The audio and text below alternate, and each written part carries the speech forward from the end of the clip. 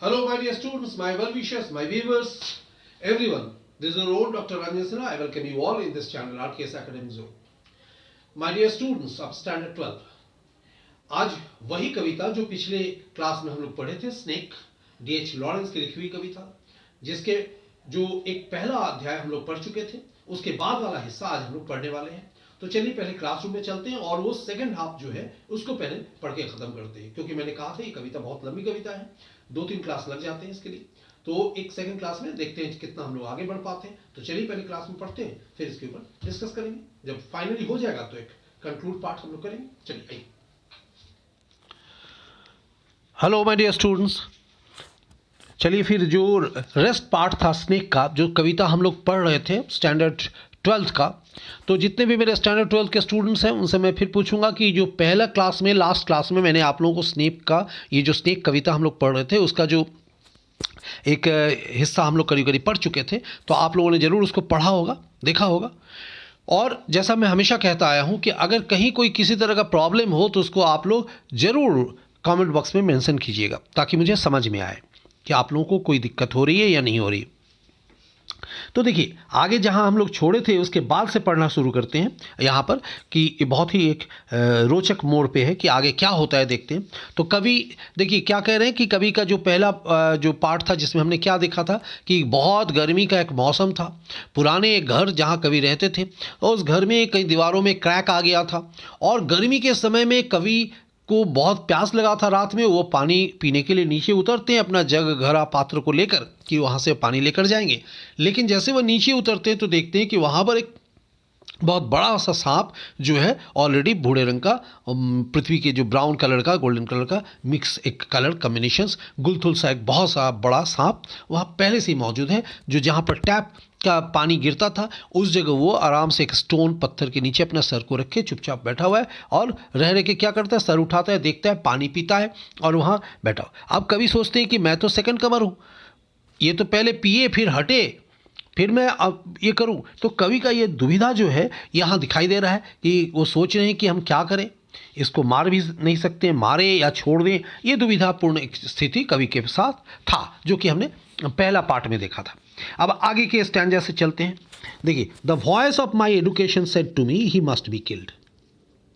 अब कवि के मन में क्या हो रहा है कि जितना मैंने सीखा है, कवि कह रहे हैं कि वॉइस ऑफ माई एडुकेशन, मेरी शिक्षा मुझे यही कहता है कि ही मस्ट बी किल्ड, उसे निश्चित ही मार देना चाहिए। For in Sicily the black snakes are innocent the gold are venomous. For the Sicily the black, जो एकदम इस तरह का काला जो गुलथुल सा सांप होता है, कभी एक तरफ वो कह रहे हैं कि मार देना चाहिए, फिर कभी सोचते हैं कि ब्लैक स्नेक्स आर इनोसेंट, काले रंग का सांप जो है इनोसेंट होता है। द गोल्ड आर वेनोमिनस, तो वेनोमस मतलब जहरीला, तो सुनहरे रंग के जो सांप होते हैं वो ज़्यादातर जहरीला होता है। तो and voices in me said if you were a man you take a stick and break him now and finish him off.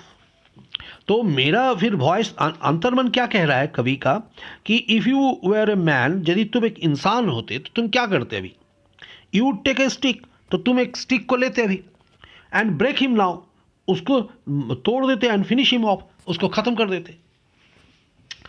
तो कवि के मन में ये चल रहा है दुविधा, but must I confess how I liked him, लेकिन मेरे मन में मुझे कन्फेस करना चाहिए, स्वीकारना चाहिए कि आई लाइक्ड हिम, मुझे वो पसंद आ रहा था इस वक्त, क्योंकि ऐसा लग रहा था कि वो तो किसी को कोई हार्म नहीं किया है, चुपचाप आके पानी पी रहा है, तो मैं उस बेचारे को क्यों ख़त्म करूं, क्यों मारूं।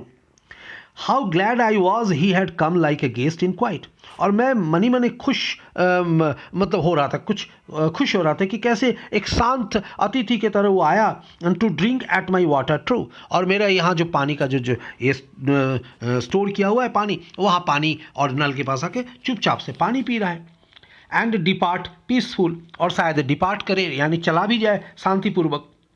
पैसिफाइड एंड थैंकलेस, और चुपचाप शांतिपूर्वक चला जाए। पैसिफाइड मतलब होता है शांत, पीसफुल मतलब शांतिपूर्वक, पैसिफाइड मतलब शांत होकर, एंड थैंकलेस यानी बिना मुझे कोई धन्यवाद दिए, यहाँ से शायद वो चला जाए। Into the burning bowels of this अर्थ।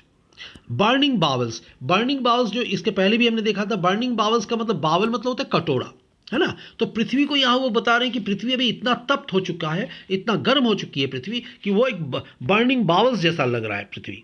तो यहाँ पर वो गर्मी के लिए छटपटाते हुए प्यासा वो सांप यहाँ आया और पानी पी रहा है। बेचारे शांत नेचर का है, कभी को ऐसा लग रहा है कि वो चुपचाप वो एक गेस्ट को मतलब काम ठंडा एक गेस्ट की तरह आया, अतिथि के रूप में पानी पिएगा, शायद चला जाएगा।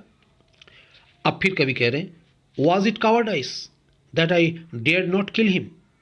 अब दूसरा अंतर्मन में एक दूसरे क्षण कवि के मन में क्या हो रहा है कि वॉज इट कावर्डाइस, क्या ये मतलब डरपोक वाली बात होगी, that I dare not kill him, कि मैं उसे मारने का हिम्मत नहीं करूं। वॉज इट परवर्सिटी, क्या यह गलत विचार होगा। परवर्सिटी मतलब क्या हो गया, गलत तरह का विचार होगा। That I longed to talk to him, कि लॉन्ग्ड मतलब जो बोले long to talk to him, कि मैं अत्यधिक चाहत रख रहा हूँ उसके प्रति, उसके मतलब एक चाहत जिसको बोले कि उसके प्रति मेरा माया ज़्यादा आ जा रहा है। वॉज इट ह्यूमिलिटी, क्या यह अत्यधिक विनम्रता हो रही है मेरी, कि टू फील सो ऑनर्ड, कि मैं उसको देखते हुए इतना सम्मानित बोध कर रहा हूँ कि सांप आया है, कुछ भी वो सांप है, जहरीला है। आई फेल्ट सो ऑनर्ड, और मैं अब मनी मन बहुत ज़्यादा ऑनर्ड फील कर रहा हूँ कि एक सांप शायद मेरे यहाँ घर में गेस्ट बन के आया, अतिथि बन के आया है। तो एक तरफ कवि को ऐसा लग रहा है कि शांत नेचर उसे मैं मारूं या छोड़ दूं, शायद वो पानी पी के चुपचाप एक शांत गेस्ट की तरह चला जाए। दूसरे तरफ दूसरी क्षण उसे कवि को लग रहा है कि क्या ये डरपोक वाली भावना होगी या गलत विचार होगा, कि मैं अत्यधिक चाहत रख रहा हूँ उसके प्रति और विनम्रता शो कर रहा हूँ, दिखा रहा हूँ, या मैं खुद अपने आप को इतना सम्मानित महसूस कर रहा हूँ कि वो अतिथि के रूप में मेरे घर में आया और मैं उसे पानी पिलाऊँ। And yet those voices if you were not afraid, and yet those voices if you were not afraid you would kill him. लेकिन कवि के मन में ही उससे क्षण होता है कि ये सब जो वॉइसेस यानी मन में जो उनका मन में अंतर्द्वंद जो चल रहा है, इसको यदि ध्यान से देखा जाए, सुना जाए, if you are not afraid, यदि आप डर नहीं रहे हो, यू वुड किल हिम। तो कवि के मन में हो रहा है कि नहीं, अगर हम डर नहीं रहे तो हमें इसे मार देना चाहिए।